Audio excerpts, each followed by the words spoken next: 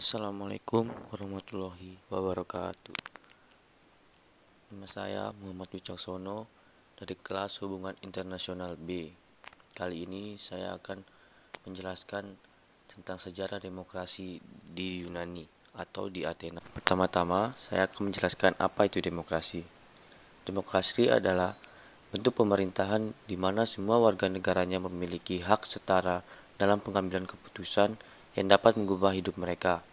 Demokrasi mengizinkan warga negara berpartisipasi baik secara langsung atau melalui perwakilan dalam perumusan, pengembangan, dan pembuatan hukum.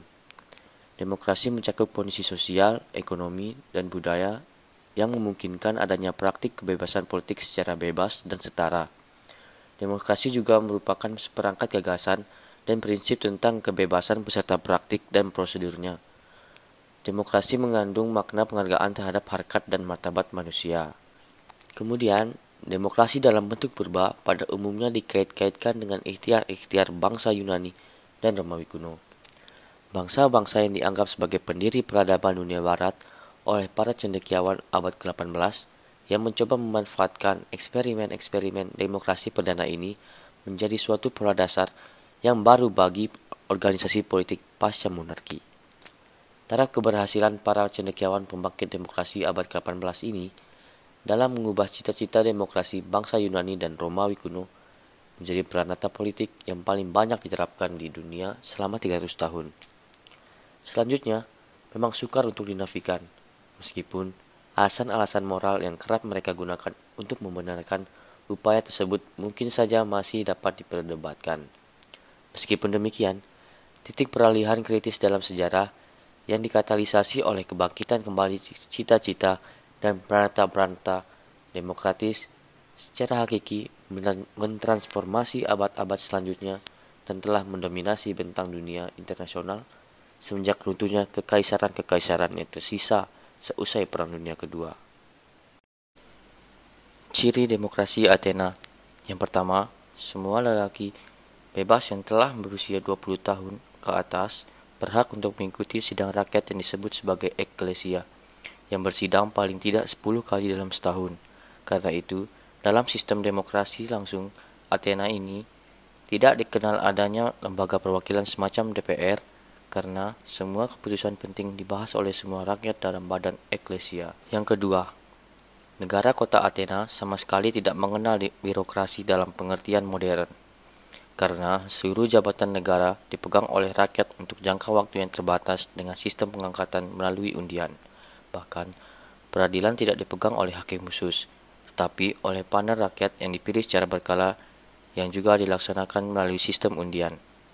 Semua jabatan dalam lembaga pemerintahan dapat diduduki atau dijabat oleh setiap warga negara, yaitu laki-laki bebas yang telah berusia 20 tahun ke atas, kecuali untuk jabatan heliaya, semacam mahkamah pengadilan, dan archon, semacam perdana menteri, yang hanya boleh dijabat oleh warga negara laki-laki bebas yang telah berusia lebih dari 30 tahun, tanpa memandang kekayaan, pendidikan, status sosial, dan sebagainya, yang penunjukannya dilakukan melalui sistem undian, kecuali para jenderal atau strategos, yang ditunjuk melalui sistem pemilihan. Yang ketiga, semua pemegang jabatan pemerintah dibatasi hanya untuk 1 tahun, dan setelah itu tidak boleh dipilih kembali, kecuali para jenderal atau strategos yang boleh dipilih kembali tanpa batas. Kiranya perlu dicatat di sini bahwa masyarakat Athena nampaknya menyadari bahwa jabatan sebagai seorang jenderal dan panglima perang atau strategos merupakan jabatan yang membutuhkan kualifikasi tertentu, yang keahlian dan keterampilannya tidak bisa dimiliki oleh setiap orang. Karena itu, mereka membedakan masa jabatan para jenderal dan panglima perang. Tidak dibatasi hanya untuk 1 tahun, tetapi boleh dipilih kembali tanpa batas waktu. Di samping itu, cara penunjukan para jenderal dan panglima perang juga berbeda. Tidak melalui sistem undian, tetapi melalui sistem pemilihan. Hal yang sama sesungguhnya juga berlaku bagi jabatan heliaya, semacam jabatan hakim dalam mahkamah peradilan, yang walaupun ditunjuk berdasarkan undian, tetapi para calon hakim harus lulus tes yang diselenggarakan oleh heliaya itu sendiri. Ciri yang keempat, para pemegang jabatan khususnya pejabat keuangan dan Heliaia harus mempertanggungjawabkan pelaksanaan tugasnya setelah habisnya masa jabatannya. Sekali lagi, kecuali para jenderal dan panglima perang. Mungkin ini saja yang dapat saya sampaikan terkait demokrasi di Yunani atau lebih tepatnya di kota Athena. Wabillahi taufiq wal hidayah. Wassalamualaikum warahmatullahi wabarakatuh.